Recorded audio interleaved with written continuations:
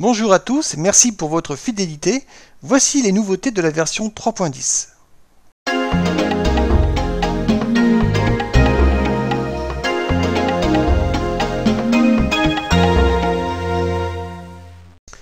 Alors, si vous n'avez toujours pas attribué de mot de passe à votre profil, je vous conseille vivement de le faire parce que si vous avez notamment des sites internet avec des logins et des mots de passe que vous avez enregistrés ou que vous allez enregistrer bientôt dans le logiciel Progelium, ceux-ci seront accessibles du moment où, si vous n'avez pas de mot de passe d'entrée au niveau du profil d'accès, n'importe qui pourra accéder donc à vos informations et visualiser donc les logins et les mots de passe de vos sites internet.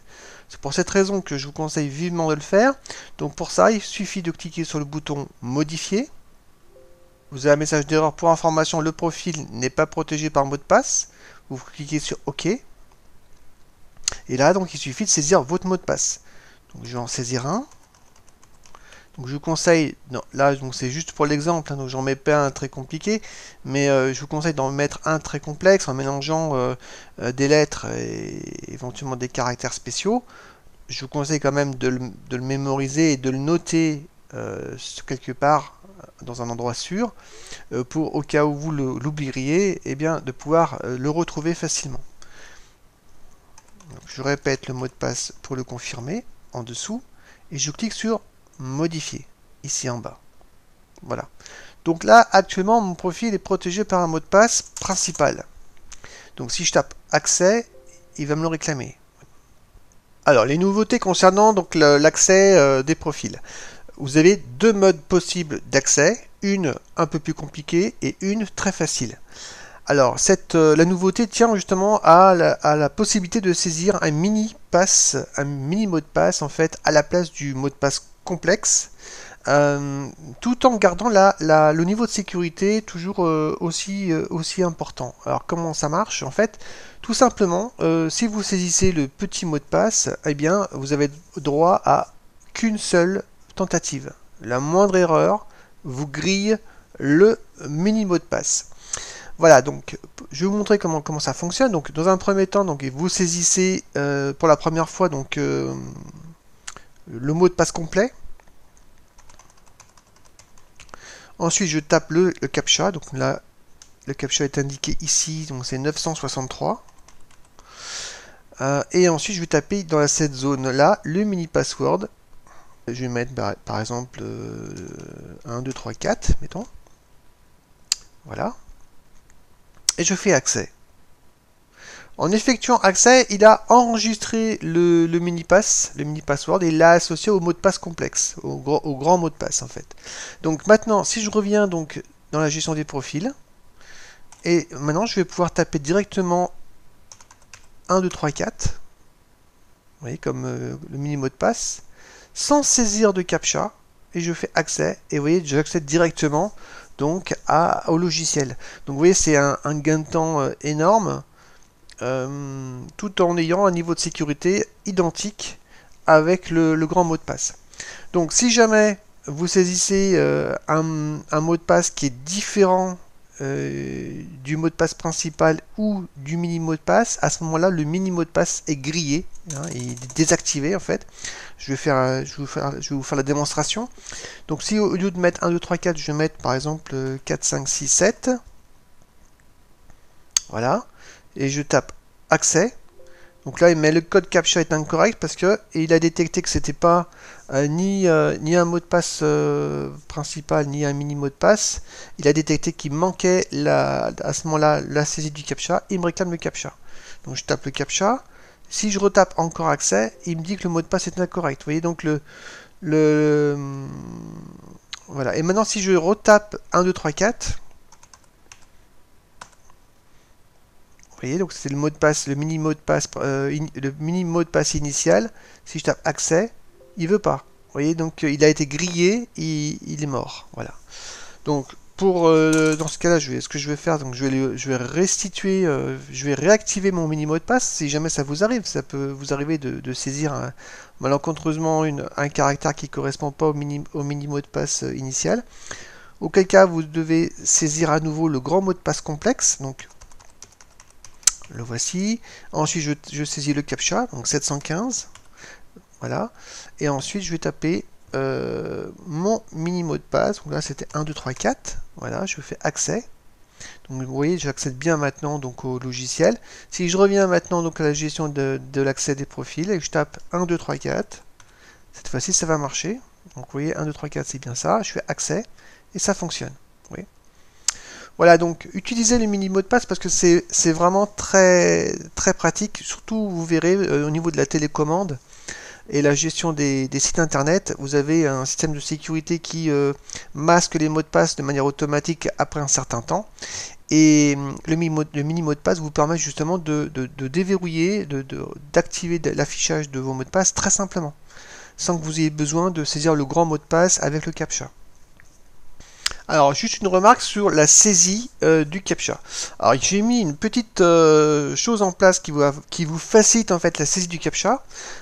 Par exemple, donc là, on saisit le mot de passe complet, voilà. Et là, vous pouvez rester toujours dans cette zone de saisie et à la suite de votre mot de passe, vous pouvez taper directement le CAPTCHA qui est indiqué ici, donc 939.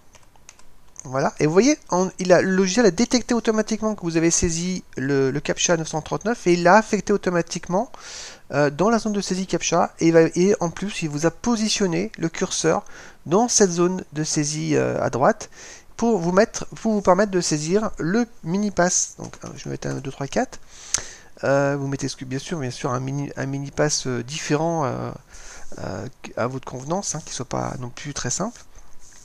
Voilà, si jamais le CAPTCHA est pas très lisible, vous pouvez cliquer sur les flèches vertes pour le changer. Vous voyez. Voilà, écoutez, c'est tout concernant la partie des accès profil. On va passer à la partie suivante.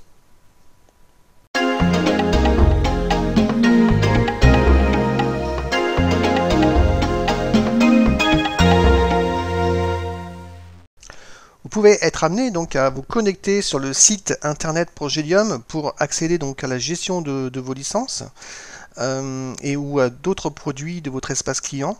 Et donc grâce à Progelium, donc grâce au logiciel, vous pouvez vous connecter automatiquement sans être obligé de saisir votre login et votre mot de passe. Donc deux façons d'y accéder, de le faire. Donc soit vous accédez donc via l'accès des profils et vous cliquez sur modifier.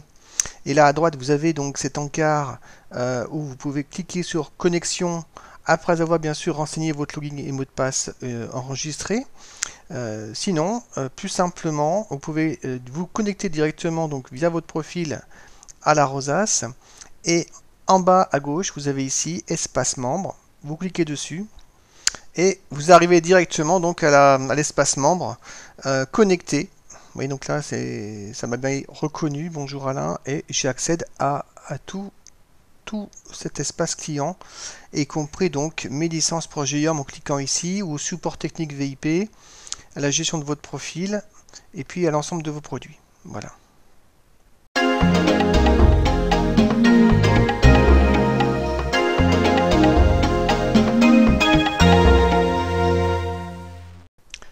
Donc la nouveauté que je vais vous montrer maintenant concerne uniquement les personnes qui ont fait l'acquisition du module des sites internet. Donc en fait, lorsque vous associez à un pétale un site web favori, ce site web donc s'ouvre. Et donc la nouveauté, c'est que au-dessus du site consulté va venir s'ajouter par-dessus une télécommande qui va vous permettre en fait d'accéder au login et mot de passe de ce site web. Alors, démonstration, je vais cliquer par exemple sur ce pétale achat à faire. Ici, c'est un pétale qui concerne donc un site web d'achat pour une trottinette que j'avais enregistré.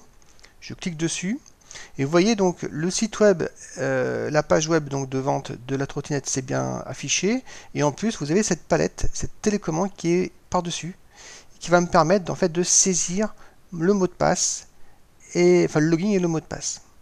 Donc vous voyez donc ici on voit que le mot de passe est en grisé, c'est parce qu'il y a le système de sécurité qui s'est activé au bout d'un certain temps, qui fait que le mot de passe n'est plus accessible. Donc je vais saisir ici mon mini mot de passe. Voilà. Et vous voyez de ce fait là, le mot de passe est revenu donc actif. Donc comment ça marche? Donc il suffit de cliquer sur le site du vendeur, l'accès au compte, l'identification. Et là on va cliquer sur le login. Ça va mémoriser dans le presse-papier votre login et il suffira de faire un coller. Donc là je ne vais pas le faire, mais vous voyez le principe. Et après vous ferez pareil pour le mot de passe. Donc vous cliquez sur le mot de passe et après vous faites un coller du mot de passe en question dans la zone concernée. Voilà donc la nouveauté pour la rosace concernant donc l'accès à la palette outils qui, je le rappelle, n'est accessible que pour ceux qui ont fait l'acquisition du module des sites internet.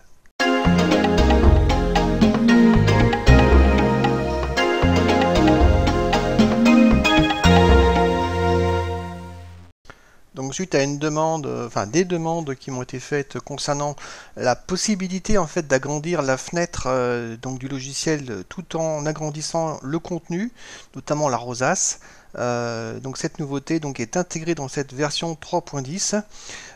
Voilà, donc je vais avoir du mal à vous faire la démonstration via la vidéo parce que je suis pas un professionnel de la vidéo pour tout vous avouer. Mais je vais essayer de vous montrer un petit peu comment ça fonctionne en fait. Donc vous avez ici un bouton potentiomètre en fait avec 3 positions. En fait vous avez un petit curseur que vous pouvez glisser vers la droite. Donc au milieu ça correspond à une taille moyenne et à tout à fait à droite ça correspond donc à la taille maximale de la fenêtre, donc c'est-à-dire plein écran. Première position c'est tout simplement la taille normale, donc la taille actuelle initiale de la fenêtre quand elle s'ouvre pour la première fois lorsqu'on exécute le logiciel. Donc il suffit de cliquer sur ce curseur, de maintenir appuyé sur le bouton et de faire glisser ce curseur vers la position qu'on souhaite. Donc voilà, donc là j'ai la taille moyenne. Donc là vous voyez pas la totalité de la fenêtre parce que mon champ de caméra que j'ai paramétré en fait ne prend qu'une partie de mon écran, mais imaginez que en fait vous voyez donc toute la fenêtre qui apparaît dans votre écran physique, hein, et donc vous voyez bien qu'il y a eu agrandissement des pétales et de leur contenu du texte, hein, vous voyez.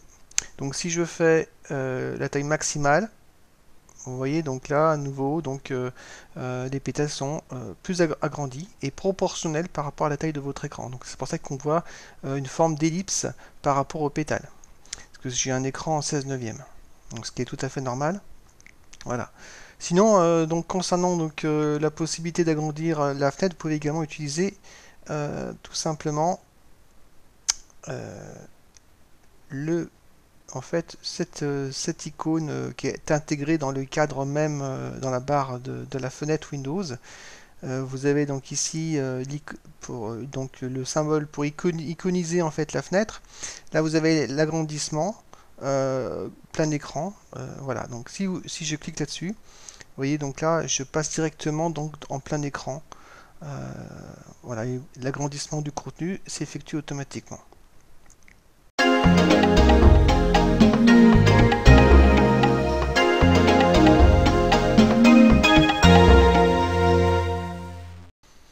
Donc nous allons voir maintenant l'attribution des couleurs des pétales. C'est quelque chose qui m'avait été demandé il y a longtemps et je me suis décidé à le faire, de l'intégrer dans cette nouvelle version.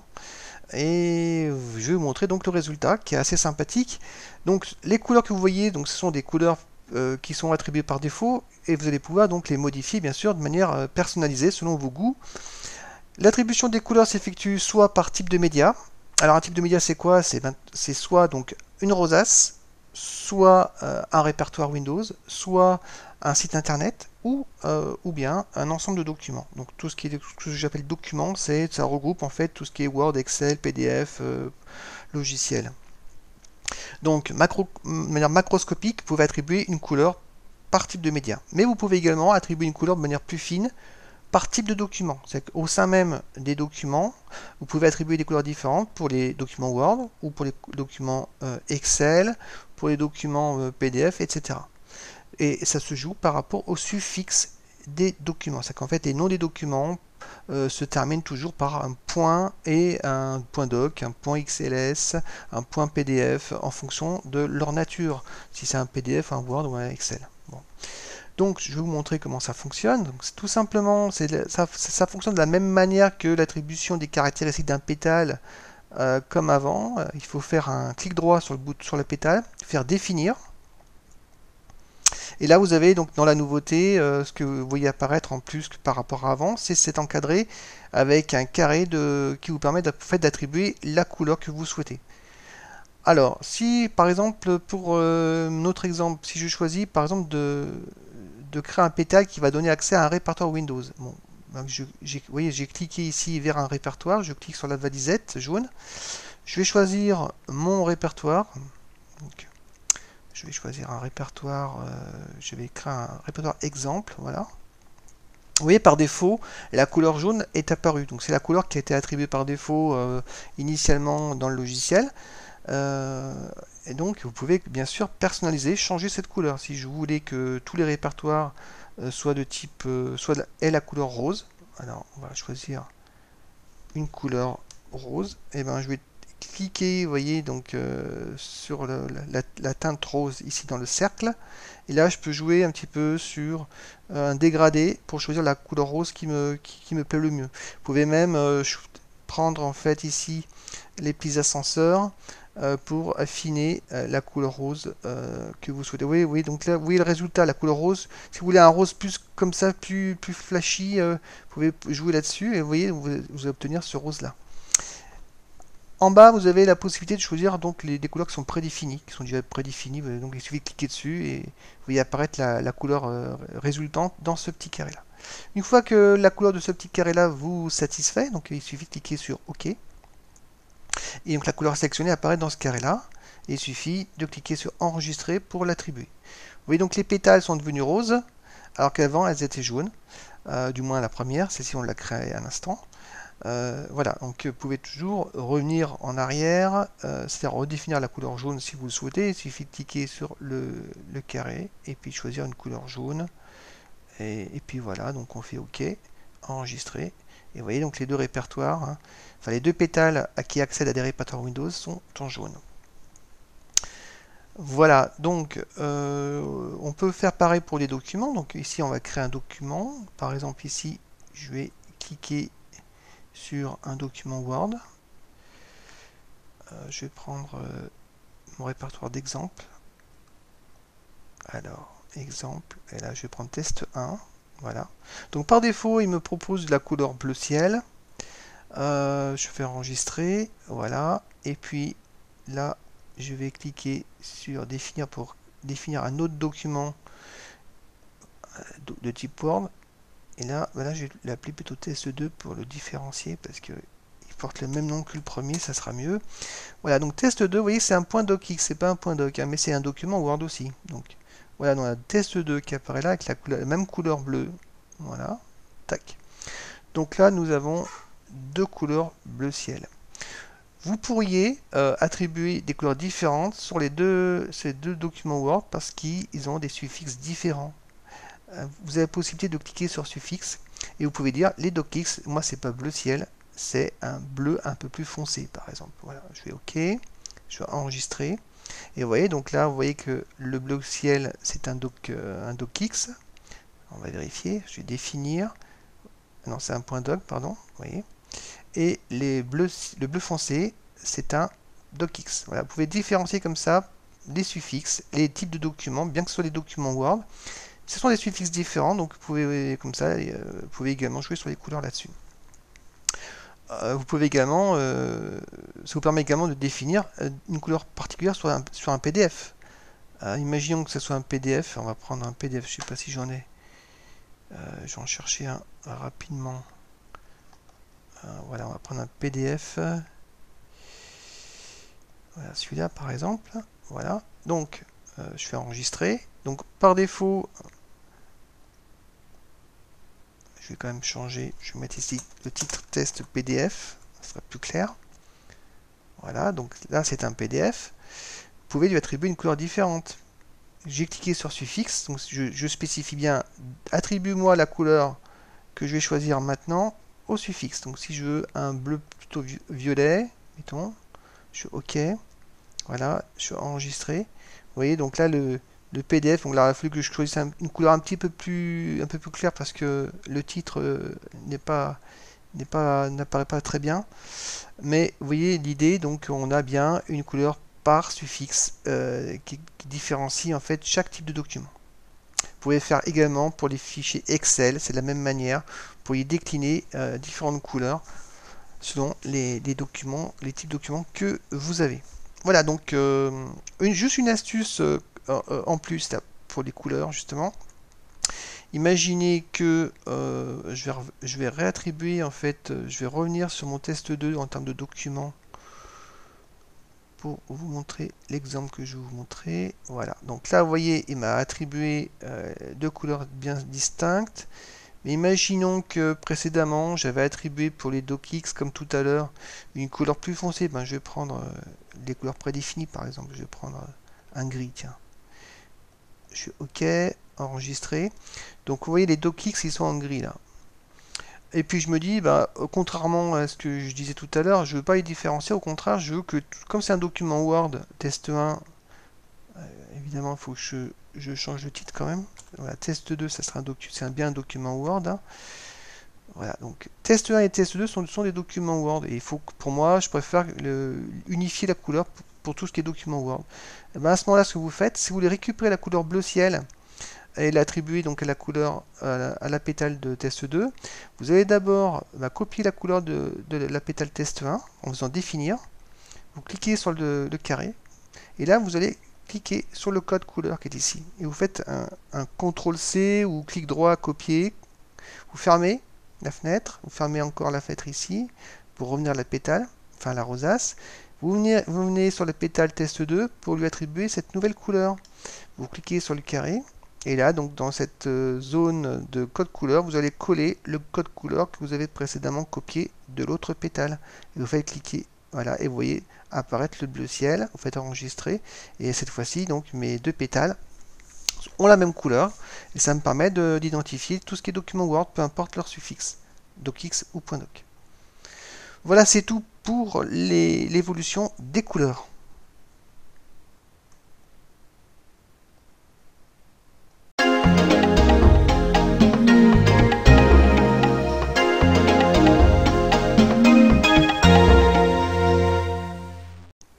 Nous allons voir donc la télécommande qui a subi quelques aménagements, quelques évolutions.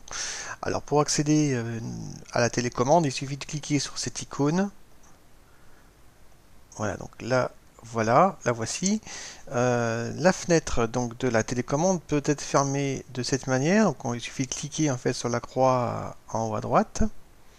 Et on revient donc dans ce cas donc à l'écran précédent.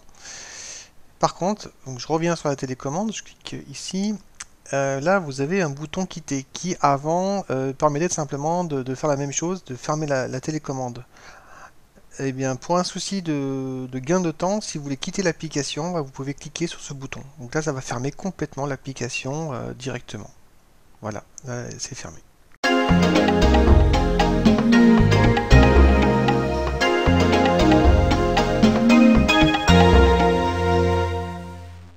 Concernant toujours la télécommande, un bug a été corrigé. Ce bug concernait en fait la recherche des sites internet.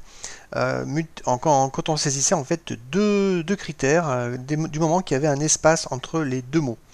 Voilà, donc quand on clique sur un site dans la liste des sites internet qui sont proposés ici, eh bien vous avez le titre du site sélectionné qui apparaît en haut. Si vous cliquez sur ce titre, automatiquement vous basculez en mode recherche. Vous voyez, vous avez une zone de recherche, donc j'efface l'information qui était dedans, et je vais pouvoir saisir un critère, un mot, donc photo. Voilà, et là vous voyez donc la liste des sites qui contient le mot photo qui apparaissent en bas. Donc là, ça marchait très bien. Par contre, donc, je refais une recherche, donc je clique ici, et là je vais taper cette fois-ci ma photo. Ma photo. Là, vous voyez, il y avait un espace entre ma et photo. Et bien, du moment qu'il y avait un blanc, ça ne marchait pas. Donc maintenant, ça fonctionne. Si je tape entrée, vous voyez, donc là, il n'y a que le site ma photo qui apparaît, qui a été sélectionné. Juste pour rappel, pour basculer en mode recherche, vous pouvez également faire un clic droit et faire rechercher ici, donc dans le menu contextuel, pour basculer en mode recherche. Mais c'est vrai que c'est plus simple de cliquer directement sur le titre du site pour basculer en mode recherche. Voilà.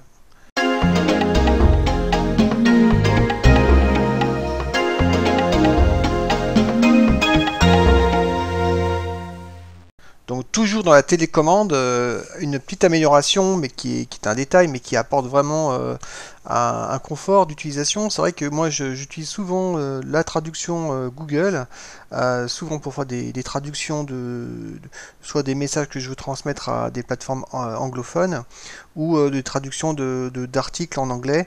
Et souvent, voilà, ça m'évite de retaper dans la barre de recherche Google Traduction à chaque fois.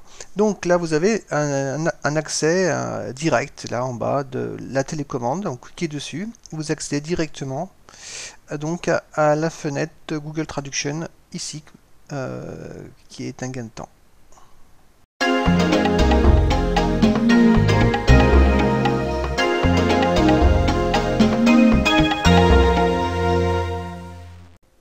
La télécommande vous permet donc d'obtenir votre login et votre mot de passe sur le site consulté, mais également donc de vous faciliter la navigation entre vos sites internet favoris en cliquant tout simplement dans cette liste et en naviguant via les thèmes de classement et les rubriques. Mais pour justement éviter que cette télécommande soit gênante, qu'elle vous masque donc la lecture de vos articles ou de vos vidéos, vous avez la possibilité de réduire cette palette, cette télécommande, en fait, en cliquant sur ce bouton réduire. Et en cliquant, vous allez voir donc cette télécommande se réduit vraiment en un petit rectangle orange qui de temps en temps s'agrandit comme à l'instant de manière pour vous alerter en fait de sa présence, parce que on finit par l'oublier. Et auparavant, donc, on n'avait pas ce système d'alerte visuelle qui apparaît de temps en temps. Du coup, en l'oubliant, eh bien, quand on voulait réafficher la télécommande ou le logiciel Progelium, on avait tendance donc à cliquer sur l'icône dans la barre des tâches pour réouvrir le logiciel. Mais malheureusement, en fait, ce qui se passe, c'est que tant que la télécommande est rétractée dans ce petit rectangle, il n'y a pas moyen en fait de réafficher le logiciel par le biais de l'icône dans la barre des tâches. Il faut tout simplement double-cliquer sur ce petit rectangle orange pour refaire apparaître la télécommande, comme je viens de le faire à l'instant. Et ensuite, vous pouvez fermer la télécommande ou quitter l'application en cliquant sur le bouton quitter. Voilà. Donc, c'est simplement pour vous alerter que, justement, pour éviter ce blocage, eh bien, vous avez cette petite alerte visuelle que vous voyez à l'instant là, qui n'est pas agaçant parce que c'est quelque chose de furtif et qui, au fil du temps, apparaît de plus en plus de manière éloignée. Donc c'est pas régulier, il n'y a pas un tempo qui revient sans arrêt. Donc c'est quelque chose d'assez assez discret. Voilà.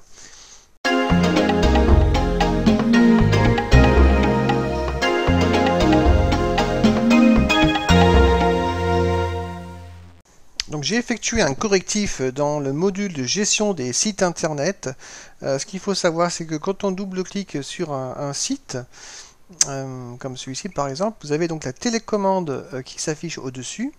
Et normalement, donc, vous avez accès au login et mot de passe de ce site sélectionné. Voilà. Le problème, c'est que de temps en temps, il y avait un login et mot de passe qui était faux. Donc ça a été corrigé.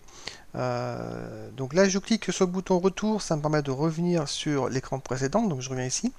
Il y avait également un autre bug, j'en profite pour vous le signaler, donc que j'ai corrigé également, c'est que quand on affichait la fiche du site internet, parfois la fiche ne correspondait pas au premier site sélectionné par défaut lors de l'affichage de la liste.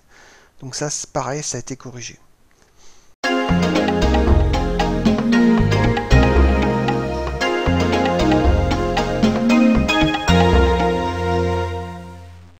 Alors, dans le module des sites internet, vous avez la possibilité d'effectuer donc une recherche sur les titres de vos sites internet grâce à ces deux zones de saisie. Vous avez donc deux critères de recherche qui sont combinés avec donc la clause et. Donc, par exemple, si vous voulez chercher l'ensemble des sites de type blog, voilà, donc là on constate le mot blog qui est présent dans l'ensemble de ces titres de site internet. Si vous voulez sélectionner un blog en particulier, par exemple, je vais mettre Progrelium. Voilà, vous voyez, donc j'ai mis blog et Progrel. il m'a bien trouvé donc les deux critères de sélection. Donc ça permet d'affiner votre recherche des sites internet. Voilà, donc après il suffit d'effacer l'un des critères et l'autre pour revenir en mode normal. Alors ces deux zones de saisie donc fonctionnent sur le titre uniquement. Plus tard, je pense que je l'étendrai sur les chemins d'accès également. Vous pouvez également, de toute façon, faire la recherche sur le chemin d'accès par ce biais-là. Vous voyez un petit entonnoir ici. Vous faites un clic droit, vous faites filtrer, et là, vous pouvez choisir le type de recherche. Donc là, je vais taper contient. Voilà, et là, je peux taper, par exemple, je vais mettre, par exemple, PayPal. Voilà, et vous voyez donc que tous les sites PayPal ont été sélectionnés au niveau du chemin d'accès. Donc là, vous voyez, vous pouvez donc faire la combinaison. Là, si je tape aide, voilà. Donc là, ça vous permet de filtrer, d'ajouter en fait les deux critères de sélection à la fois au niveau du titre, avec ces deux critères en plus, hein, et vous pouvez également filtrer au niveau des chemins d'accès. Voilà, donc également un petit changement au niveau de la présentation. Avant, il y avait des cases à cocher pour sélectionner les types de filtrage généraux. Maintenant, c'est une liste déroulante. Donc, voilà, je vais effacer les critères de sélection pour pas qu'ils soient pris en compte. N'oubliez pas d'annuler également donc la sélection que vous auriez pu faire. Donc, vous faites supprimer le filtre, voilà, pour libérer la recherche. Voilà, donc en tapant entrée, on a à nouveau tous les sites. Si vous voulez donc sélectionner que les sites non classés, par exemple, là donc ils ne sont pas classés à une rubrique, ça vous permet en fait de les classer. Voilà, vous pouvez également choisir les sites sélectionnés. Voilà, donc vous voyez, ce site a été sélectionné par la case à cocher ici. Là, je peux cliquer sur tous les sites. Voilà.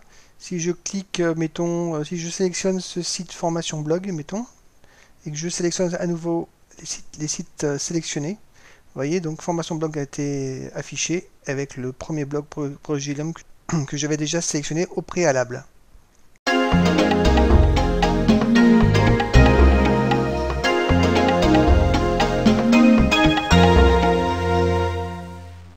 Nous voyons maintenant les mots de passe que vous enregistrez au niveau de vos sites internet, c'est-à-dire les logins et mots de passe. Donc les mots de passe sont cryptés dans le logiciel, c'est-à-dire que si un informaticien qui rentrerait dans la base de données de votre logiciel, eh bien, ne pourrait pas lire les mots de passe puisqu'ils sont cryptés. Et le logiciel possède également donc une autre protection. Par exemple, si vous quittez votre poste de travail alors que vous veniez juste avant de consulter donc un mot de passe d'un site internet, eh bien le mot de passe va se masquer automatiquement au bout d'une minute à peu près. Le réglage est paramétrable dans le logiciel.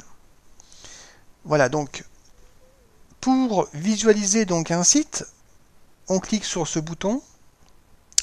Et vous voyez donc là on voit le login et là le mot de passe. Le mot de passe est masqué. Pour démasquer donc le mot de passe, vous avez deux possibilités. Soit vous avez un mini pass ou soit vous cliquez sur afficher le mot de passe pour saisir le mot de passe de votre profil d'accès. Donc là moi j'ai un mini pass qui me permet d'accéder directement à l'affichage. C'est un petit mot de passe de quelques chiffres ou de quelques lettres. Voilà, ça m'a pris 2 secondes et là j'ai l'affichage de mon mot de passe de mon site internet. Je masque. Alors vous pouvez, si vous quittez votre poste de travail, vous pouvez cliquer sur masquer votre mot de passe, comme ça vous êtes tranquille. Imaginons que quelqu'un arrive après vous et essaye de saisir un mot de passe. Donc il essaye, le mini pass est faux et il a été désactivé. Ça veut dire qu'il ne pourra pas retenter plusieurs fois la saisie d'un nouveau mot de passe. Automatiquement, c'est le contrôle de sécurité qui prend le relais. Et là, vous allez devoir saisir le mot de passe complet de votre profil d'accès. À la suite du mot de passe, vous pouvez taper directement le CAPTCHA qui est ici, donc 744. Je n'ai pas besoin de cliquer sur la zone CAPTCHA. Il va reconnaître automatiquement que je saisis bien le CAPTCHA et vous voyez, le code CAPTCHA 744 s'est logé automatiquement dans la zone CAPTCHA ici. Et là, le curseur s'est positionné automatiquement dans cette zone de saisie pour saisir le mini-pass, qui est facultatif, mais comme il est bien utile, je vous conseille de l'utiliser. Donc là, je lui associe un petit mot de passe et je valide. Donc là, j'ai à nouveau déverrouillé l'affichage du mot de passe. Voilà donc pour la gestion d'affichage des mots de passe pour le module des sites internet.